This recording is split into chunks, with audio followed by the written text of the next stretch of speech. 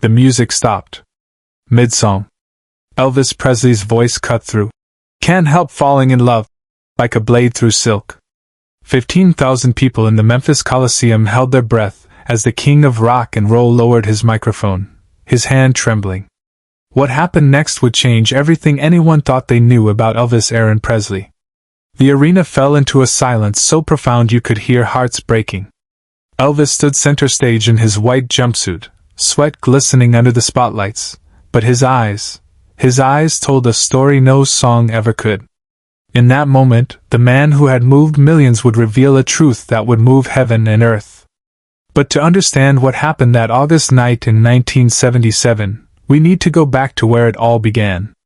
3 hours earlier, backstage, Elvis sat in his dressing room, staring at the bottle of pills in his palm. Not the usual cocktail of painkillers and stimulants his doctor prescribed, but something different. Something that would either save his life or end his career forever. His longtime friend and bodyguard, Red West, watched from the doorway, knowing something was about to change.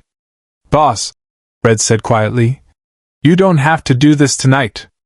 Elvis looked up, his blue eyes carrying the weight of 2 decades of fame, fortune, and the slow destruction of his body. "Actually, Red, I think I do. The pills weren't what you might think. They weren't painkillers or uppers. They were experimental medication for a condition Elvis had kept secret for months. A heart condition so severe that his doctors had given him 6 months to live.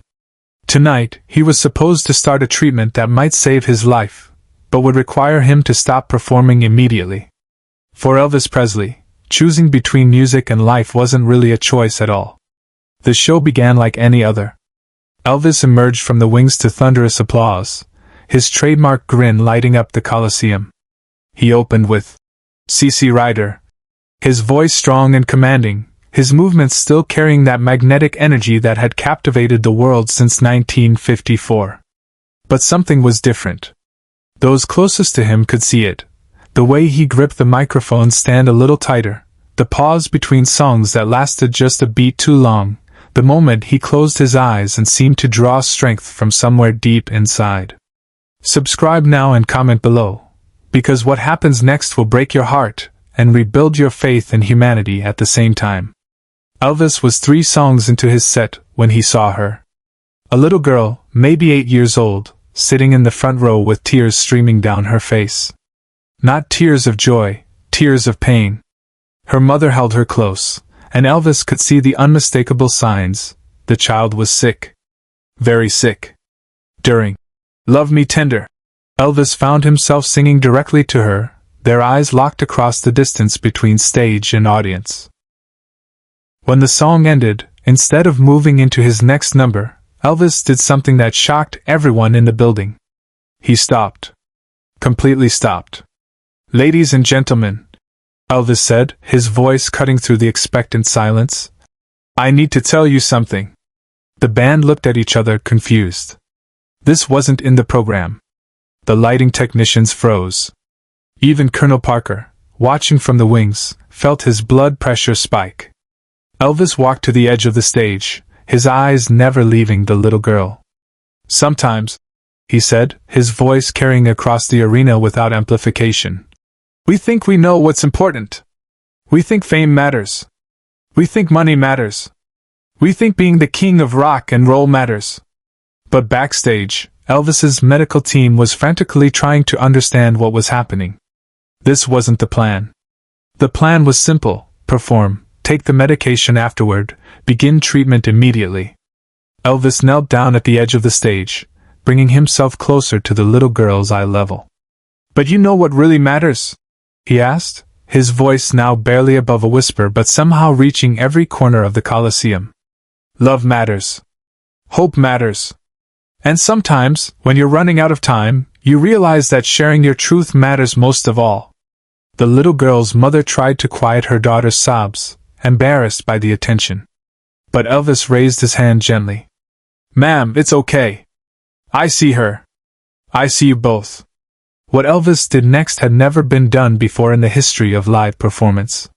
He removed his signature TCB necklace, the one that stood for taking care of business, and held it up for the audience to see. "This necklace," he said, "has been with me through every recording session, every movie, every show for the past 5 years. It represents everything I thought mattered about my career." The arena was so quiet you could hear the ventilation system humming. Elvis looked directly at the little girl again. "But tonight I want to give this to someone who reminds me what really matters. Someone who's fighting a battle I understand better than most people know." He gestured for security to bring the child and her mother to the stage. The crowd watched in stunned silence as the little girl, supported by her mother, made her way up the steps to where Elvis waited. The most incredible part of this story is about to unfold. The part that no one saw coming. When the little girl reached Elvis, he knelt down to her level once more. "What's your name, sweetheart?" "Sarah," she whispered, her voice barely audible. "Sarah," Elvis repeated, placing the TCB necklace around her small neck. "I want you to have this because you and I were fighters. We're both fighting things that are trying to take away what we love most." The little girl looked up at him with wide eyes. "Are you sick too, Mr. Elvis?" The question hung in the air like a prayer waiting for an answer. Elvis took a deep breath, looked out at the 15,000 faces staring back at him, then returned his attention to Sarah. "Yes, sweetheart. I am. And you know what? It's scary sometimes, isn't it?" Sarah nodded, tears still flowing. "But," Elvis continued, "I've learned something important. When you're scared, when you're hurt, when you think you can't go on, that's when you need to find someone else who needs your strength. That's when you discover that giving love away is the only thing that makes you stronger." Elvis stood up, still holding Sarah's hand, and addressed the arena. "Ladies and gentlemen, I've been taking pills for years. Pills to sleep, pills to wake up, pills to perform, pills to stop performing. Tonight I'm supposed to start taking different pills, ones that might save my life but will definitely end my career as you know it." A gasp rippled through the crowd. This wasn't an interview or a press conference. This was Elvis Presley, standing on stage with a dying child, revealing his deepest truth to the world in real time. "But looking at Sarah here," Elvis continued, "I realized something. We spend so much time trying to save ourselves that we forget to save each other. Sarah is fighting for her life every day, but she came here tonight to see me perform. She gave me her energy, her hope, her love, without asking for anything in return." Elvis picked up his microphone again, but instead of singing, he kept talking. "I don't know how much time I have left. Maybe 6 months, maybe 6 years. But I know this. Every moment I have left, I want to spend it like Sarah spends hers, giving love, sharing hope, and reminding people that we're all in this fight together." The silence that followed was profound. Not empty, but full of understanding, full of connection, full of the kind of love that transcends performance and becomes truth. Then, something magical happened. Elvis began to sing, but not one of his hits. He sang "Amazing Grace" a cappella, his voice raw and vulnerable in a way the world had never heard before. One by one, voices from the audience joined in. First a few, then hundreds, then thousands. 15,000 people singing "Amazing Grace" with Elvis Presley and a dying 8-year-old girl. Sarah's mother later said it was the first time her daughter had smiled in months. Share this story and subscribe, because what Elvis did next changed not just music, but how we think about what it means to be human. As the song ended, Elvis made one final announcement. "Tonight was supposed to be the beginning of my retirement from live performance. My doctors say I need to choose between the stage and my life." He looked down at Sarah, who was still holding his hand. "But Sarah here taught me something. Sometimes the choice isn't between living and dying. Sometimes the choice is between existing and truly living." What happened next would become legendary among those who witnessed it. Elvis called his band back onto the stage, Ronnie Tutt on drums, Jerry Sheff on bass, James Burton on guitar. "Boys," he said, his voice carrying across the arena, "let's play something we've never played together before. Something for Sarah. Something for everyone who's fighting a battle nobody else can see." Without sheet music, without rehearsal, Elvis began to play. He Touched Me, on the piano, a gospel song he'd recorded years earlier but never performed live. His voice, raw from emotion and revelation, carried a power that transcended technique. This wasn't the polished Elvis of Vegas or the rebellious Elvis of the early days. This was a man singing from the deepest part of his soul. The band followed instinctively, creating a musical conversation that seemed to speak directly to every broken heart in the building. Sarah swayed gently beside Elvis at the piano, her small hand resting on his shoulder, her face radiant with a peace that defied her circumstances. But the most extraordinary moment came during the bridge of the song. Elvis stopped playing, looked out at the audience, and said something that would be quoted for decades. "You know, they call me the king of rock and roll. But tonight, sitting next to Sarah, I realize I've been wearing the wrong crown all these years. The only crown worth wearing is the one made of service to others, of love given freely, of hope shared when hope seems impossible." The crowd erupted, but Elvis raised his hand gently. "Sarah's mother told me backstage that Sarah's dream was to sing with me." "Well, sweetheart," he said, turning to the little girl, "dreams don't wait for perfect timing. Dreams happen when courage meets opportunity." He handed Sarah the microphone. Her voice, thin but pure, began to sing the final verse of "He Touched Me." Elvis harmonized softly, the band provided gentle accompaniment, and 15,000 people listened in reverent silence to an 8-year-old girl who was teaching a superstar how to live. When the song ended, Elvis stood and helped Sarah stand beside him. "Ladies and gentlemen," he announced, "tonight you've witnessed something I've never seen before in all my years of performing. You've seen what happens when we stop hiding behind our roles and start living our truth. Sarah didn't come here tonight to watch Elvis Presley perform. She came here to remind Elvis Presley how to be human." He paused, looking out at the sea of faces, many streaked with tears. "I want everyone here to remember this moment. Not because you saw Elvis Presley on stage, but because you saw what happens when love becomes more important than fear. When we choose connection over perfection. When we choose to be vulnerable instead of invincible." Elvis raised his microphone one more time. "I choose to live. Really live. For however long I choose to live like this little girl lives, with courage, with hope, and with so much love that it heals everyone around her." The standing ovation lasted for 17 minutes.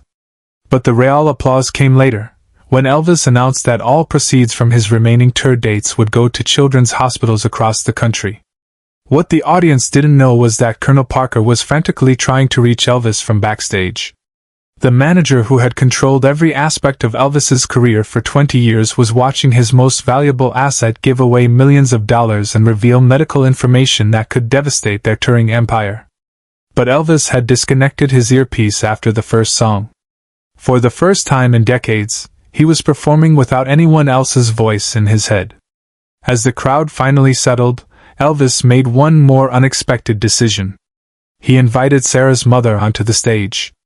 The woman, overwhelmed and trembling, joined her daughter and Elvis at the center of the arena. "What's your name, ma'am?" Elvis asked gently. "Marie," she whispered into his microphone. "Marie, I want to ask you something in front of all these people. What would you say to other parents who are watching their children fight battles that seem impossible to win?" Marie looked out at the sea of faces, then back at Elvis, drawing strength from his presence. "I would tell them," she said, her voice growing stronger, "that love doesn't cure everything, but it transforms everything. When Sarah got sick, I thought my job was to fix her. But she taught me that my job was to love her exactly as she is, in this moment, for however long we have." The arena erupted again, but this time it wasn't applause, it was something deeper. It was recognition. Parents throughout the crowd were embracing their children. Couples were holding each other tighter. Strangers were reaching out to comfort each other. Elvis nodded, visibly moved by Marie's words.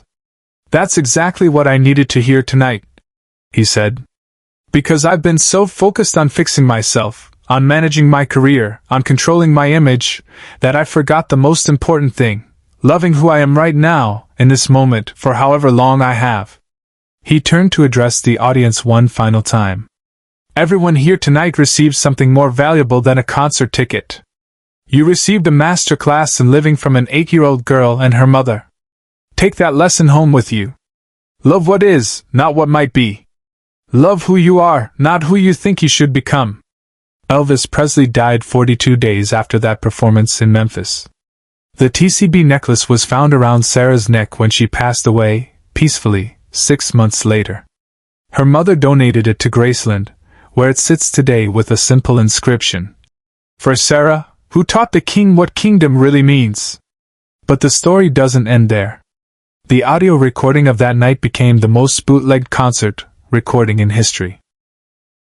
Not because of the music, but because of the moment when Elvis chose truth over performance, love over career, legacy over longevity.